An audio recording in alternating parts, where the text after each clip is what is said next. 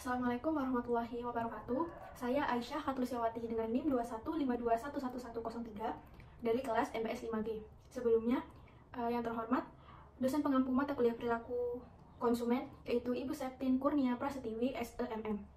Di video kali ini, saya akan mempresentasikan hasil penelitian dari kelompok kami yang berjudul Analisis Persepsi Harga, Word of Mouth, dan Kualitas Layanan terhadap keputusan berkunjung pada studi kasus, yaitu pada Resto Oma Prahu 99 Waduk Ceklik. Kenapa sih kelompok kami itu memilih judul ini?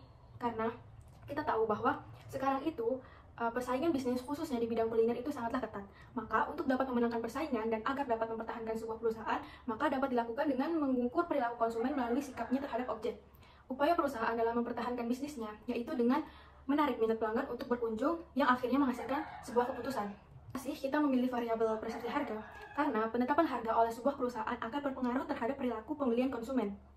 Sebab harga yang terjangkau akan cenderung membuat minat beli atau berkunjung itu lebih banyak. Jadi ketika suatu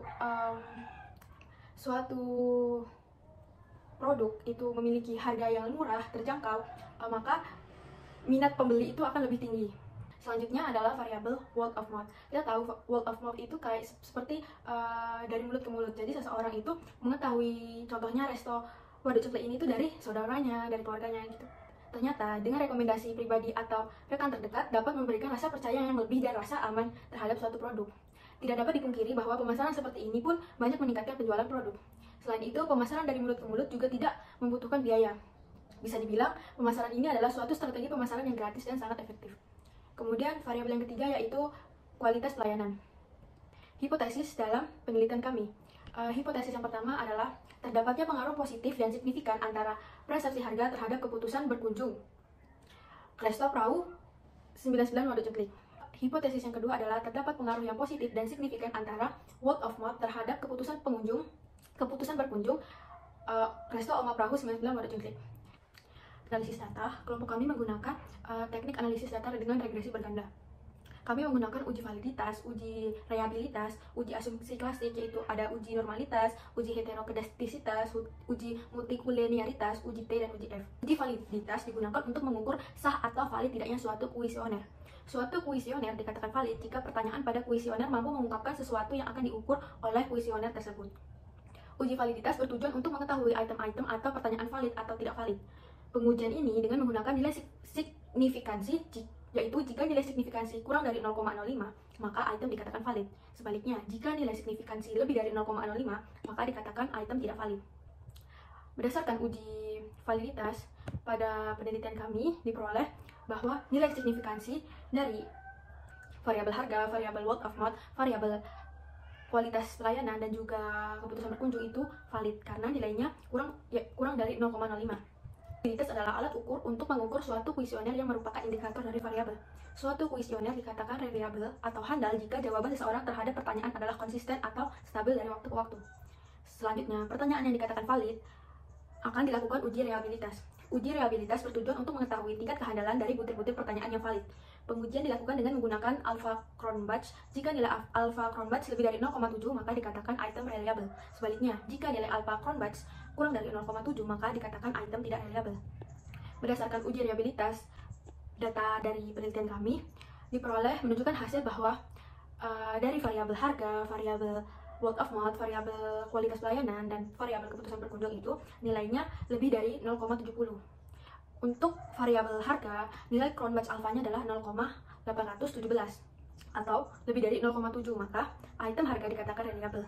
Juga pada variabel word of mouth, nilai Cronbach alfanya sebesar 0,788 atau lebih besar dari 0,70, sehingga item WOM dikatakan reliable. Untuk variabel kualitas pelayanan, nilai Cronbach alfanya sebesar 0,817 atau lebih besar dari 0,7, sehingga item kualitas pelayanan dikatakan reliable. Untuk variabel keputusan berkunjung, nilai Cronbach alfanya sebesar 0,790 atau lebih besar dari 0,7, sehingga item keputusan berkunjung dikatakan reliable. Kemudian uji asumsi klasik. Apa sih uji asumsi klasik itu? Uji asumsi klasik yang digunakan dalam penelitian ini adalah analisis regresi berganda.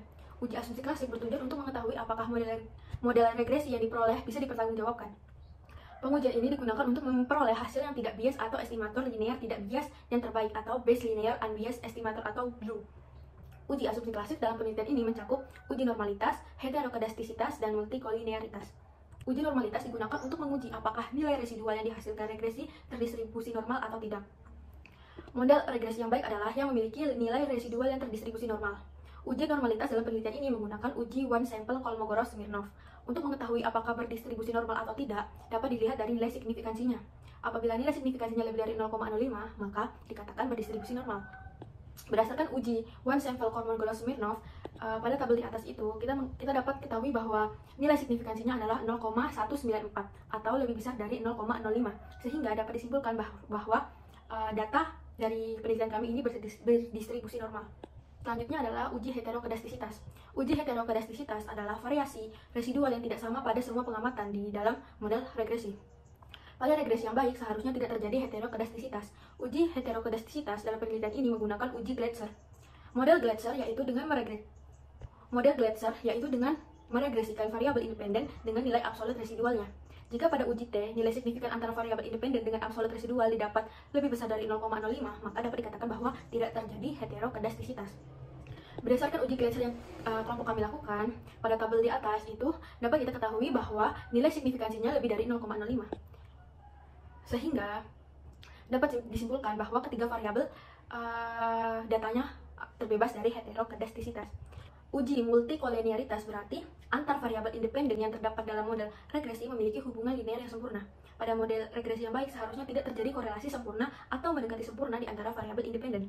Cara untuk mengetahui ada atau tidaknya gejala multikolinearitas adalah dengan melihat nilai FIV dan nilai tolerance. Apabila nilai FIV kurang dari 10 dan nilai tolerance lebih besar dari 0,1, maka dinyatakan tidak terjadi multikolinearitas. Berdasarkan hasil uji multikolinearitas yang telah kelompok kami lakukan, pada tabel di atas dapat kita ketahui bahwa nilai tolerance masing-masing variabel lebih besar daripada 0,1 dan nilai FIV-nya kurang dari 10, sehingga ketiga variabel dikatakan data terbebas dari multikolinearitas. Selanjutnya adalah uji T. Uji T digunakan untuk mengetahui apakah secara parsial variabel dependen secara masing-masing berpengaruh secara signifikan atau tidak terhadap variabel independennya. Uji T dilakukan dengan ketentuan apabila T hitung lebih besar daripada T tabel dan nilai signifikansi kurang dari 0,05, maka variabel independen secara parsial berpengaruh signifikan terhadap variabel dependen. Berdasarkan uji T yang telah kelompok kami lakukan, pada tabel di atas itu dapat kita ketahui bahwa nilai T hitung variabel harga atau X1 itu sebesar 3.779 dan nilai signifikansinya sebesar 0,00. Berarti variabel harga berpengaruh signifikan terhadap keputusan berkunjung. Selanjutnya, nilai T hitung pada variabel word of mouth atau X2 sebesar 2.368 dan nilai signifikansi sebesar 0,022.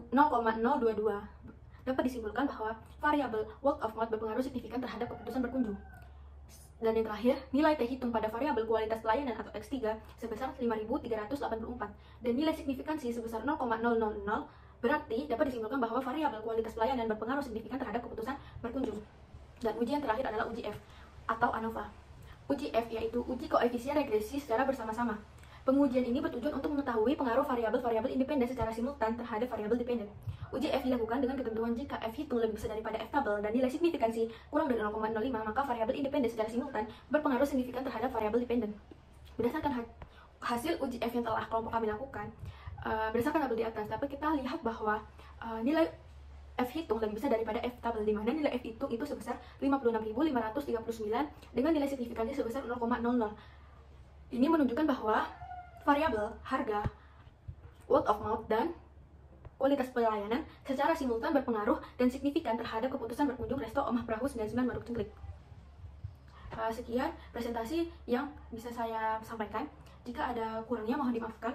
Wabillahi taufiq wal hidayah. Wassalamualaikum warahmatullahi wabarakatuh.